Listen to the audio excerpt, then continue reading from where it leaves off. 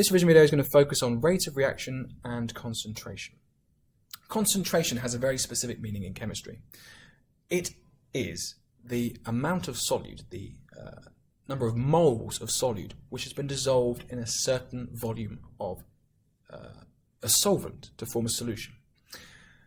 Therefore, it's always measured, as you can see here, in moles per decimeter cubed.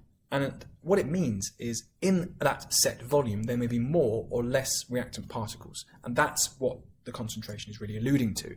There are a greater or smaller number of reactant particles in that set volume. Now, clearly that has an effect on rate, and experimentation will produce graphs like this. As you can see, it's volume of gas collected in centimeters cubed over time in seconds. Therefore, there's only a certain number of experiments which would generate this sort of data. They would be one of these two experiments.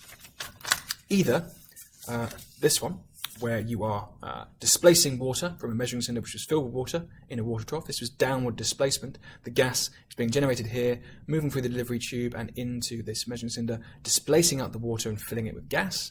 That will generate a volume in a certain amount of time. You'd have a stopwatch and you click it once you set a certain amount of time you want to collect a certain volume. Or if the gas dissolves in water and would therefore not produce a very precise result, you could use this method, where you have the reaction mixture bubbling away, collecting the gas into the delivery tube, and then passing it into a gas syringe. The pressure pushes this plunger back, collecting the gas in this area here, and you can see there's a graduated scale, so you can see the volume of gas collected using that scale. Both pieces of equipment must have a scale. If there's no scale, you have no idea what volume you've collected. That's worth mentioning. Now, once you've generated this data and plotted it on a graph, you can start to interpret that graph. Here we have a 1 molar solution of whatever reactant we're using. Here we have a 2 molar solution of whatever reactant you're using. The other reactant or reagent involved is not important, but it isn't the limiting factor. So the reason why we have different volumes being collected is because what we're exhausting is this molar solution, and this has double the amount of reactant in the same volume. So therefore it's generating double the amount of product because it has more reactant to use. The other thing to note is the steepness of the curve, which is the key aspect when dealing with rate. This is taking a long time to generate its full maximum amount of product. So this is a very slow reaction, and the fact that this is a very shallow gradient is telling us this is a very slow reaction. Here we have a very steep gradient, generating a large amount of the total product in a very short period of time comparatively. So this steeper gradient is telling us this is a faster rate of reaction, and that would correspond with the higher concentration. The higher concentration is generating the faster rate of reaction, with the steeper gradient generating the maximum amount of product, double the amount here, in a shorter amount of time. So that's how we can interpret that that's a faster rate of reaction. Now, how is it working? Collision theory is the key theory for explaining how rate happens, and again, it's really important to make sure your linguistics and your vocabulary and your use of scientific terminology is accurate in this explanation, otherwise you won't get many marks because your answer will lack detail.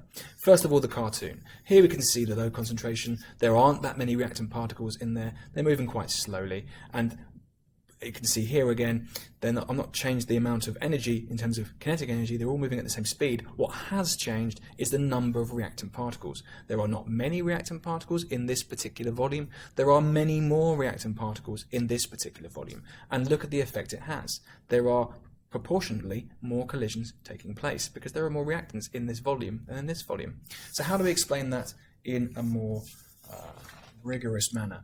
Essentially, we know that higher concentration causes a faster rate of reaction. But why? As always with rate questions, you want to state the effect of the factor. So the factor is concentration. Explain what concentration is. Concentration is standing for, or means in this context, that there are more reactant particles in the same volume, hence why the two boxes are the same size. There are more reactant particles in this volume, which is the same as that volume, but there are more reactant particles in that set volume. More reactant particles in the same volume. Therefore, there should be a greater frequency of collisions per second. Bring in that factor of time as well as just number. There is a greater frequency of collisions per second occurring. Proportionally, therefore, there will be more successful collisions per second, and also a faster rate of reaction. Some of these collisions will be elastic. This may well bounce off of that one. But if there are simply more collisions happening in a certain amount of time, it's probable that more of them will be successful. But don't say probable or chance, just state as fact, there are a greater frequency of collisions per second and therefore more successful collisions per second. Hence, faster rate of reaction. Good linguistics will see you to full marks. Hope that helps to explain rate in some manner, particularly with concentration. Really work on wording your answers.